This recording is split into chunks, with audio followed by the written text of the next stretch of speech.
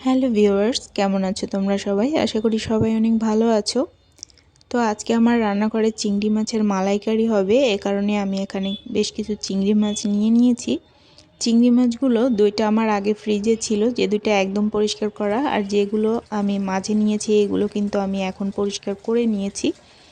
আমি এখানে চিংড়ি মাছের যে দাঁড়াটা সেটা কিন্তু উঠাইনি, লেজের কাছ থেকেই আমি ভিতরের রগটা বের করে নিয়েছি।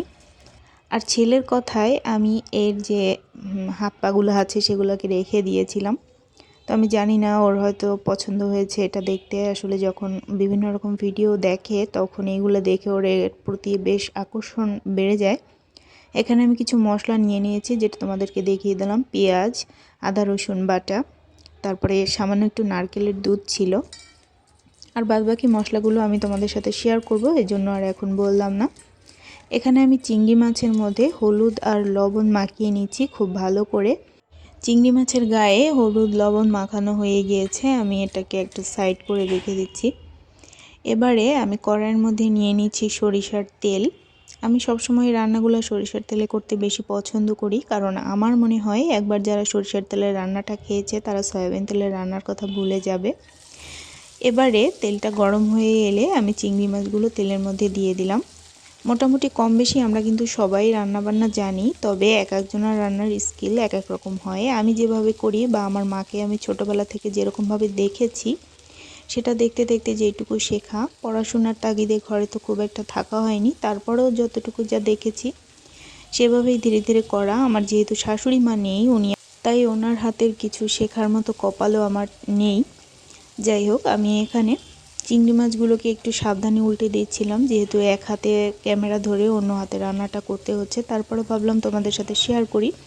আসলে আমাদের মধ্যে অনেকেই আছি যারা একদমই নতুন রাঁধুনি। আমার রান্নাগুলো মূলত তাদের জন্য, কারণ আমি খুবই ইজিভাবে রান্নাগুলো করে থাকি, যেহেতু রান্নাটাও আমি একা একা শিখেছি। তাই ভাবলাম এই ছোটোখাটো টিপসগুলো তোমাদের সাথে শেয়ার করি, যাতে করে তোমাদেরও বেশ সুবিধা হয়। এবারে চিংড়ি মাছগুলোকে আমি নামিয়ে নিয়েছি। আমি সাধারণত এভাবেই চিংড়ি মাছগুলো নামাই যখন বেশি মাছ থাকে কড়াইয়ের মধ্যে, দেখা যায় একবারে দুই একটার বেশি উঠতে চায় না, তখন আমি এভাবে সাইডে একটা গামলা বাটি যাই হোক রেখে এর মধ্যে চিংড়ি মাছগুলোকে উঠিয়ে নেব।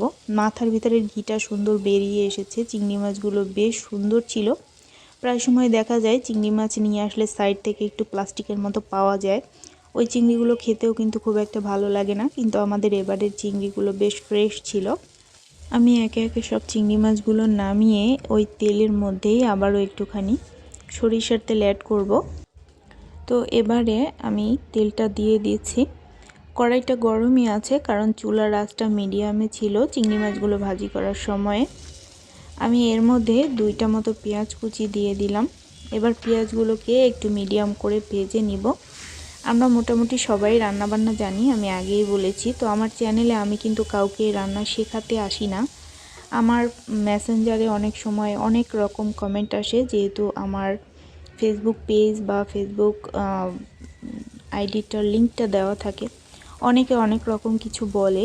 তো তারপরেও আমি আসলে তাদের উদ্দেশ্যে এইটুকু বলতে চাই যে রান্নাটা কখনোই কারো থেকে দেখে শেখা যায় না, এটা সম্পূর্ণ নিজের একটা বিষয়। হ্যাঁ, হয়তো সামান্য একটু জ্ঞান অর্জন করা যায় যে হ্যাঁ এইটাভাবে রান্না করতে হয় বা এই মশলাটা অ্যাড করতে হয়, কিন্তু সত্যি কথা বলতে কারোকে দেখে আপনি কিছুই শিখতে পারবেন না যদি আপনি নিজে চেষ্টা না করেন। এবারে মশলার মধ্যে আমি দিয়ে দিচ্ছি জল। আমি কিন্তু এর মাঝে অল্প একটু আদা রসুন বাটা দিয়েছি, খুবই কম পরিমাণে। এবারে আদা রসুনের গন্ধটা যখন চলে গেছে 1 মিনিট পরে এর মধ্যে আমি সামান্য জল দিয়ে কিছু গুঁড়া মশলা অ্যাড করছি। এখানে আমি হাফ চামচের মতো হলুদের গুঁড়া, হাফ চামচের মতো লাল মরিচের গুঁড়া, লবণটা আমি এখানে হাফ টিস্পুন মতো দিয়েছি। এরপরে দিয়েছি হাফ টিস্পুন মতো চিনি, হাফ চামচ জিরা ধনিয়া আমি এখানে বেটে নিয়েছিলাম, তার সাথে সামান্য একটু দারুচিনি দিয়েছিলাম, সেটাই অ্যাড করলাম। আমি এখানে চিনিটা অ্যাড করেছি কারণ নারকেলের দুধ ব্যবহার করা হবে, যেহেতু এই রান্নাটা একটু ঝাল ঝাল একটু মিষ্টি মিষ্টি হলে বেশি ভালো লাগে। এবারে মশলাটাকে খুব সুন্দরভাবে কষিয়ে নিতে হবে। আমি এটা ঢাকা দিয়ে রাখলাম আর 5-7 মিনিট মতো খুব সুন্দরভাবে আমি এটা কষিয়ে নিব। দেখুন বেশ কিছুক্ষণের মাঝে কিন্তু খুব সুন্দর একটা কালার চলে এসেছে, তবে এই কালারের পিছনে কিন্তু চিনি অন্যতম একটা ভূমিকা পালন করে। মশলাটা আমার খুব ভালোভাবে কষিয়ে নেওয়া হয়ে গিয়েছে। এবারে আমি এর মধ্যে চিংড়ি মাছগুলো অ্যাড করে দেব, কারণ চিংড়ি মাছটাও আমি 3-4 মিনিট মতো এই মশলার সাথে একটু ভেজে নিব।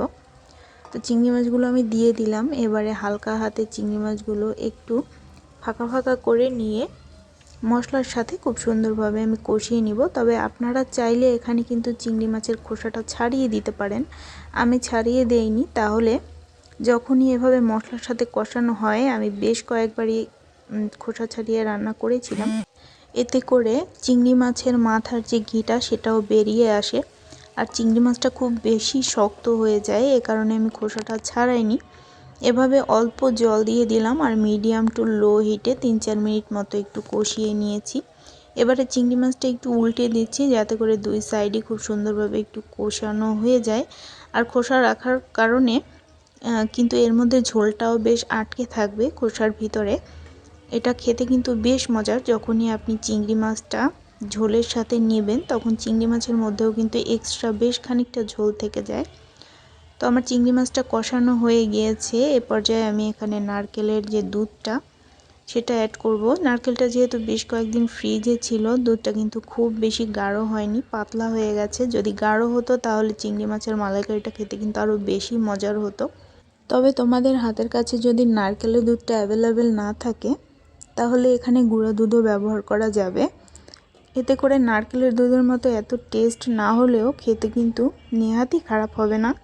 তো আমার চিংড়ি মাছের মালাইকারিতে কিন্তু অলমোস্ট রেডি হয়ে গেছে। এ পর্যায়ে আমি একটুখানি কাঁচা সরিষার তেল দিব, এতে করে সুন্দর ভাপা মতো একটা গন্ধ আসবে, আমরা যেভাবে মাছের ভাপা বানাই। আমাদের চিংড়ি মাছের মালাইকারিটা অলমোস্ট ডান। এবার আমি চুলাটা বন্ধ করে দিব আর ফাইনাল লুকটা তোমাদের সাথে শেয়ার করব। আমার ঘরে যেহেতু লাইটের খুব একটা ভালো ব্যবস্থা নেই, এ কারণে হয়তো তোমাদের ভিডিওগুলো দেখতে একটু কষ্ট হয়। যাই হোক, দেখো চিংড়ি মাছের মালাইকারিটা দেখতে কিন্তু দারুণ লাগছে। এটার সাথে গরম গরম ভাত থাকলে আর কি চাই বলো তো। তো ভিউয়ার্স, ছেলের আবদার মেটাতে আজকের এই রেসিপিটি করলাম। কেমন লাগলো অবশ্যই জানাবে। সবাই ভালো থাকবে, সুস্থ থাকবে, অবশ্যই আমাদের সাথে থাকবে। ধন্যবাদ সবাইকে।